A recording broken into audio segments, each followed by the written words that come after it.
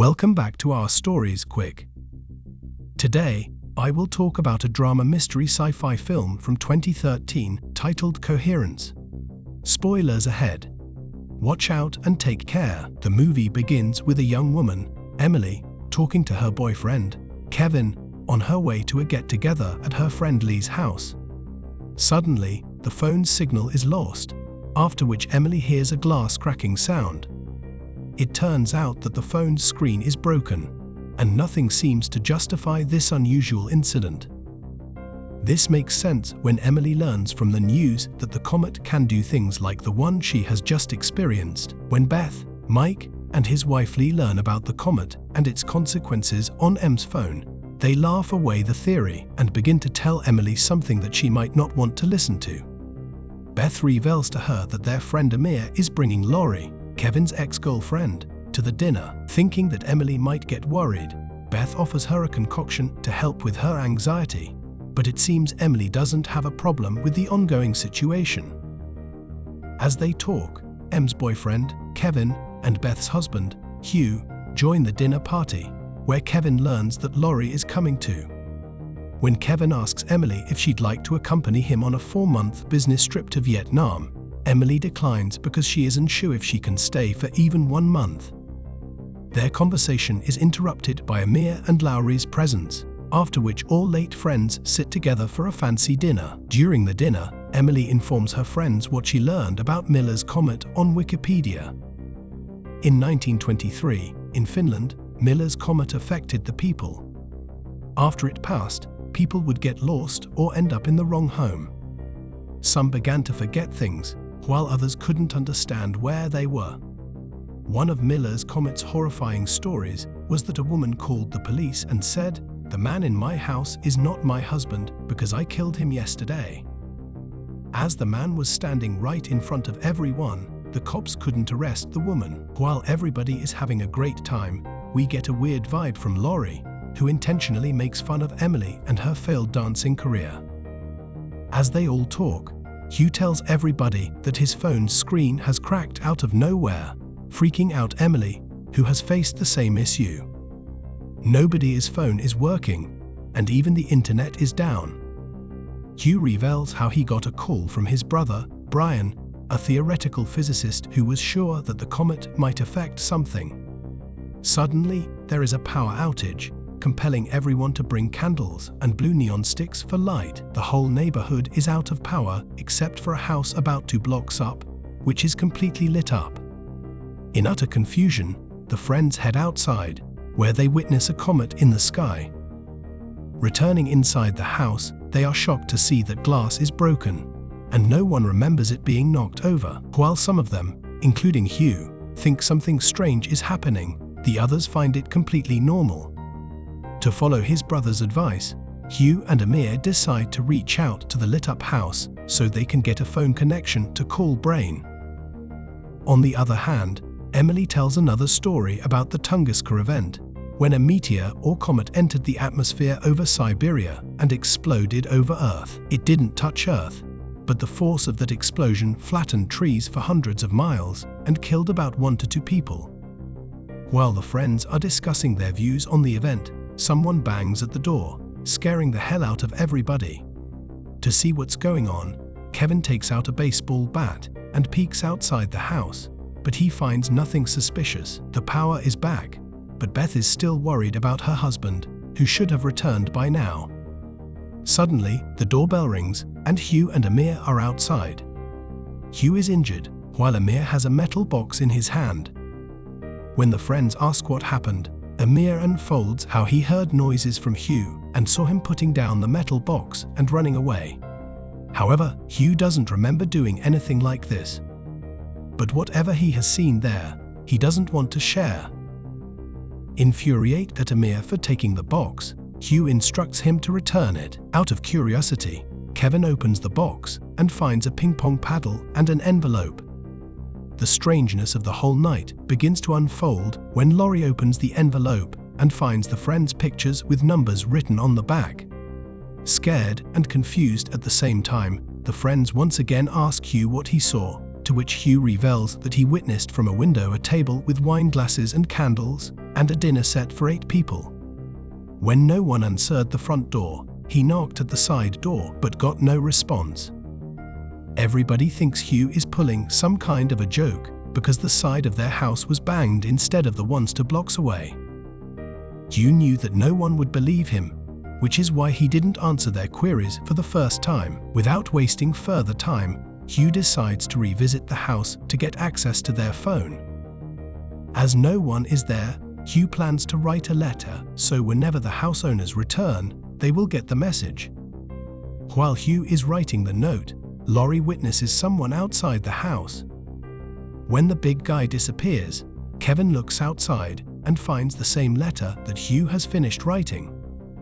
This is when the friends realize that Hugh is right and something very strange is happening. To sort things out, everyone sits at the table and begins to arrange pictures according to their numbers. What is weirder than the pictures is that Amir's photo was taken tonight because, in the picture, he is wearing the sweater he just bought today. Kevin spots the photo's background and proves that the image is taken inside the house. When everybody gets exhausted from thinking and not reaching a conclusion, they take a break, leaving Emily behind with a big problem. While talking to Kevin, Emily reveals that the numbers at the back of the pictures are written in her handwriting, freaking Kevin out. After taking a quick break, Mike decides to go out and see his other self. While Beth, Lee, Amir, and Hugh remain in the house, the others head outside only to witness that there are no cars or people. When Mike notices the same building, just like his house, he peeks through its window and witnesses Amir, Hugh, and Lee inside. Before the friends can learn more about the place, they hear someone's footsteps. The incoming group is no one other than the friends' duplicates. The only difference is that they have red glow sticks instead of blue. Suspecting danger, both groups run away from each other. There was a weird zone outside that was even darker than the rest of it all. When Emily and other group members inform the friends about their experience, Beth responds that they might get help from Brian's book, which he left during his previous visit. Hugh takes the book from the car and finds Brain's notes on decoherence and Schrodinger's cat. Hugh has some idea about the latter topic, so he begins to explain it to others. Schrodinger's cat is basically an experiment in which a cat is kept in a box with a poison vial. So, regular physics would say that the cat has a 50/50th chance of living, which means it can either be alive or dead. However, Brian would argue that quantum physics says that both realities exist simultaneously. The 2 states continue to live separate and decoherent from each other, creating a new branch of reality based on the 2 outcomes. Quantum decoherence ensures that the different outcomes have no interaction with each other. Now, this state will be maintained, and those 2 realities will remain separate until the comet passes. Once the comet is passed, one of these 2 realities will collapse while the other will continue living a normal life. Mike is scared of the fact that what will happen if his group is the one to collapse.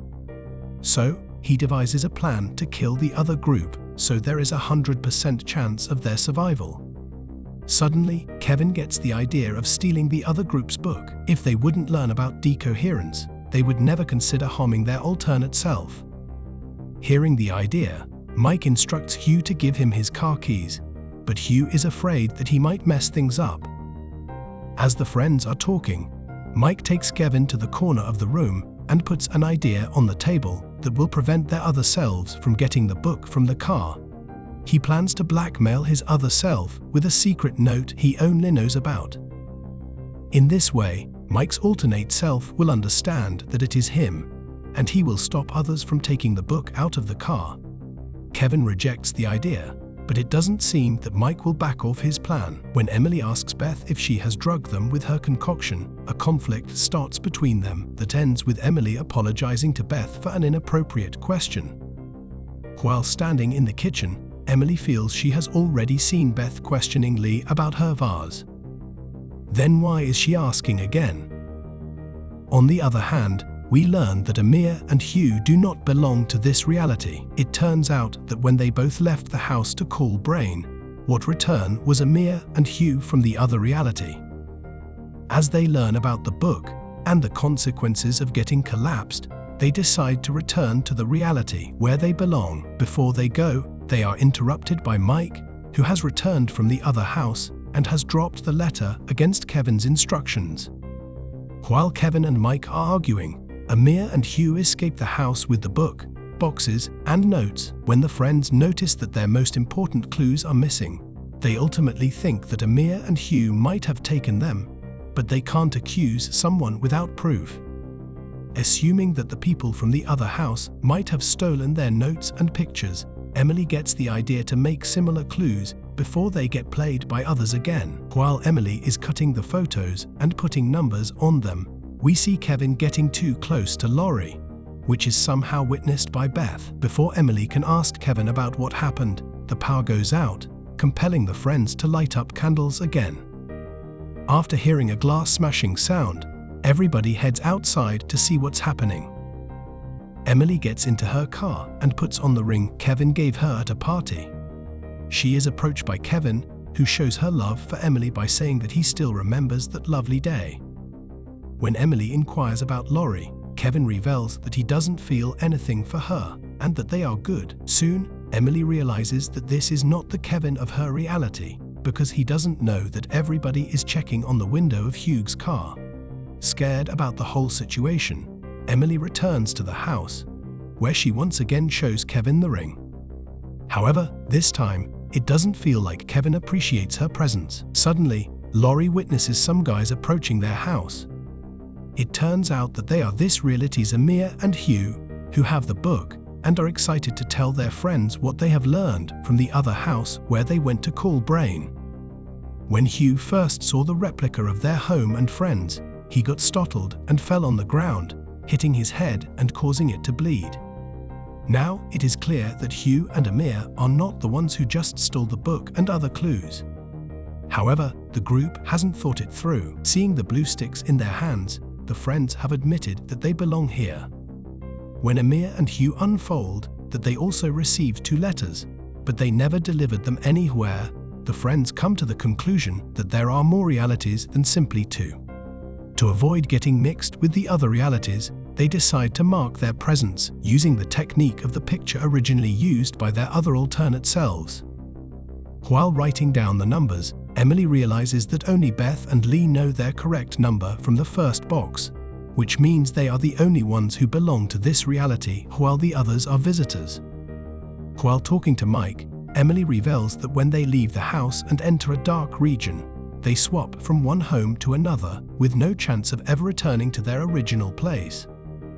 Now, they must return to their actual house before the comet passes, or otherwise they will remain stuck in a reality where they don't belong. Suddenly, Mike from the other reality leaves the letter that Mike from this reality left before.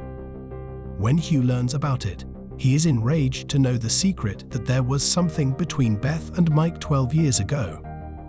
Instead of apologizing for what happened, Mike draws everyone's attention to Emily's theory. When he asks what object they got from the first box, everyone except Beth and Lee has a different answer, revealing that Emily was right, they don't belong here. As Hugh doesn't want to listen to anything, he punches Mike until he is stopped by other friends. Before Mike can calm down, he gets attacked by Mike from another reality. The other Mike escapes, leaving this Mike unconscious on the floor. While everybody is busy yelling at each other, Emily sneaks out of the house, hoping to find a reality where everything is normal like before. Walking through the dark spot, she comes across various realities. Some bad, while others worse. After seeing a reality where everyone is happy, Emily creates a distraction before suffocating that reality's Emily in her car while she is putting on the ring. When everybody heads inside, they decide to take a look at the comet just to watch a nice view. On the other hand, the real Emily crawled back into the house, causing Emily to confront her again. After hitting this reality's Emily with the flush lid, Emily puts her in the bathtub but loses her ring in the process. Taking her duplicate's ring, Emily rejoins the friends in the living room but gets faint. Emily wakes up to a sunny day when everything is normal, and there is no physical body of her other self in the bathroom. She heads outside and runs into Kevin, who gives her a ring she had lost earlier. The movie ends with Kevin getting a phone call from Emily's number, after which he keeps staring at Emily skeptically. That was all from the video. I hope you like it. Subscribe for more content like this and hit the like button to help us out. Also, leave a comment if you want us to recap your favorite movie. Until next time, take care.